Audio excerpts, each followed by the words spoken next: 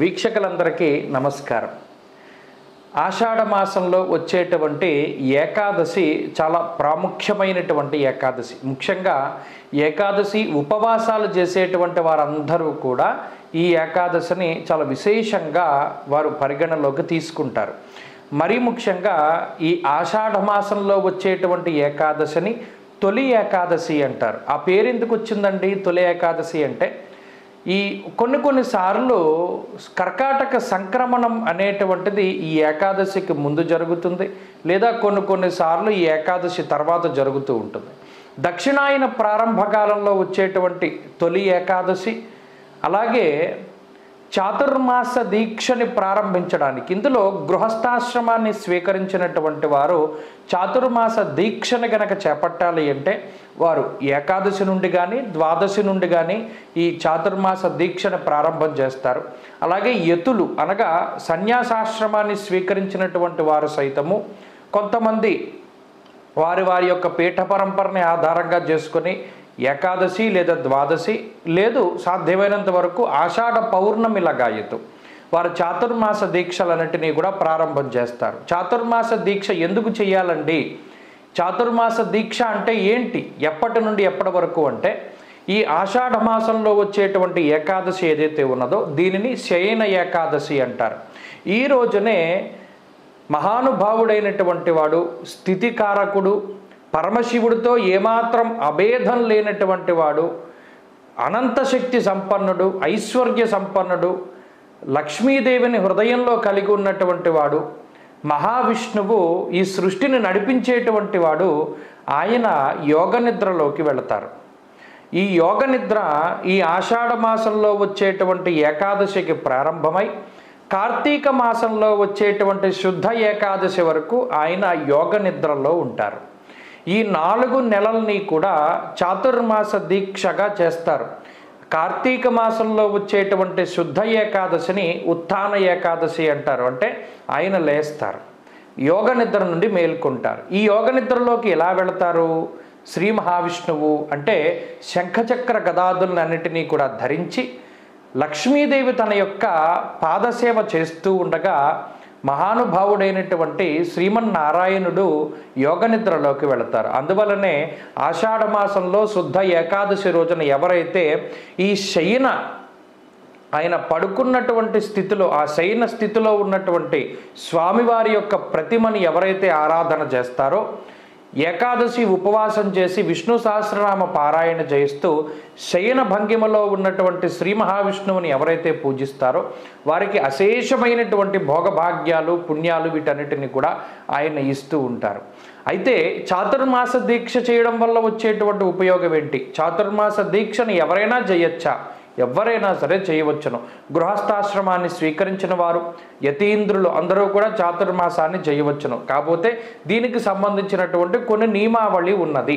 చాతుర్మాస దీక్ష చేసేటువంటి వారు ఎటువంటి ఆహారాన్ని భుజించాలి, అలాగే ఒక్కొక్క మాసంలో ఒక్కొక్క ఆహారాన్ని వారు త్యజిస్తూ ఉండాలి.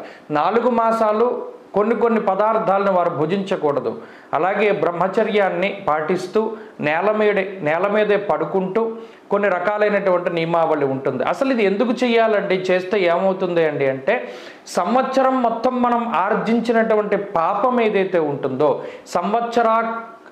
సంవత్సరం మొదలుకొని పూర్తయ్యేంత వరకు మనం ఆర్జించినటువంటి ఆ సంవత్సరకృత పాపం ఏదైతే ఉంటుందో అది అంతా కూడా ఈ చాతుర్మాస దీక్ష చేయడం వల్ల తొలగిపోతుంది. మన సంవత్సరం మొత్తంలో ఆర్జించినటువంటి పాపాన్ని తొలగింపజేసుకోవాలి అంటే ఈ చాతుర్మాస దీక్షను మనం చెయ్యాలి. ఈ చాతుర్మాసాల్లో ఒక్కొక్క మాసము ఒక్కొక్క పదార్థాన్ని త్యజిస్తూ ఉంటారు. ప్రతి పదార్థాన్ని భగవదర్పణం మనం భగవంతుడికి సమర్పణ చేసిన తర్వాత ప్రసాద రూపేణ దాన్ని భుజిస్తూ ఉండాలి. పూర్తి శాకాహారాన్ని భుజించాలి. శాకాహారంలో కూడా కొన్ని పదార్థాలను త్యజిస్తూ ఉండాలి. ఇటువంటి నియమావళితోటి ఎవరైతే చాతుర్మాస దీక్షని చేస్తారో వారికి సంవత్సరం మొత్తం ఆర్జించినటువంటి పాపపు కర్మలన్నీ కూడా ఒక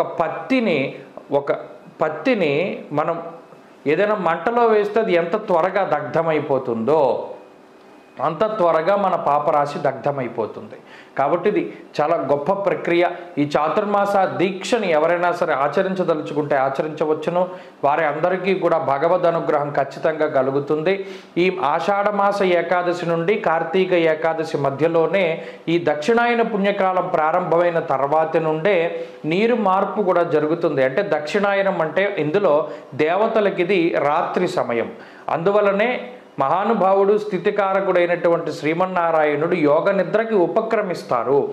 అందుకనే దేవతలకి రాత్రిపూట కాబట్టి చాలా రకాలైనటువంటి క్రిమికీటకాలు, రాక్షసులు వీరందరూ కూడా విజృంభించేటువంటి కాలంగా దక్షిణాయనాన్ని మనకి చెప్తూ ఉంటారు.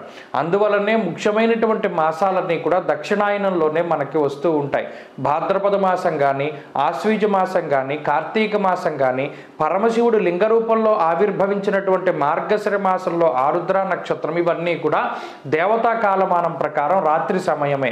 అందువలనే మనం గణపతి నవరాత్రులు చేసినా, ఆశ్వీజ నవరాత్రులు చేసినా, లేదా శ్రావణ మాసంలో అమ్మవారికి మనం ఆరాధన చేసినా, కార్తీక మాసం మొత్తం మనం ఉపవాస దీక్షలు చేసినా, ఏం చేసినా కూడా ఇవన్నీ కూడా రాక్షసులు విజృంభిస్తూ ఉంటారు. కాబట్టి ఆ రాక్షసుల యొక్క ఆ ప్రవృత్తి మన మీద పడకుండా జాగ్రత్తగా మనల్ని మనం కాపాడుకోవడానికి ఉపవాస దీక్షలతోటి ఆరోగ్యాన్ని కాపాడుకుంటూ భగవంతుడికి దగ్గరగా ఉంటూ భగవన్నామాన్ని స్మరిస్తూ చక్కగా ఈ కాలాన్నంతా కూడా మనం గడుపుతూ ఉంటాం.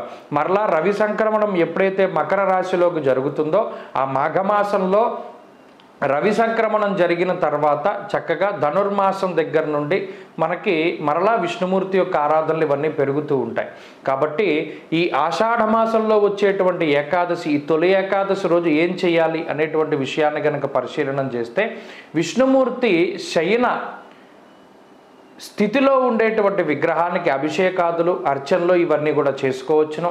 అలాగే ఈరోజు చక్కగా ఉపవాసం ఉండి విష్ణు సహస్రనామాన్ని గనక పారాయణం చేస్తే అశేషమైనటువంటి పుణ్యం మనం సముపార్జించుకోవచ్చును, భగవద్ అనుగ్రహాన్ని కూడా పొందవచ్చును. కాబట్టి అందరూ కూడా ఆషాఢమాస ఏకాదశిని చక్కగా ఈ శయన ఏకాదశిని అందరూ కూడా జరుపుకోండి. పరమేశ్వరుడి యొక్క అనుగ్రహానికి పాత్రులు కండి. స్వస్తి.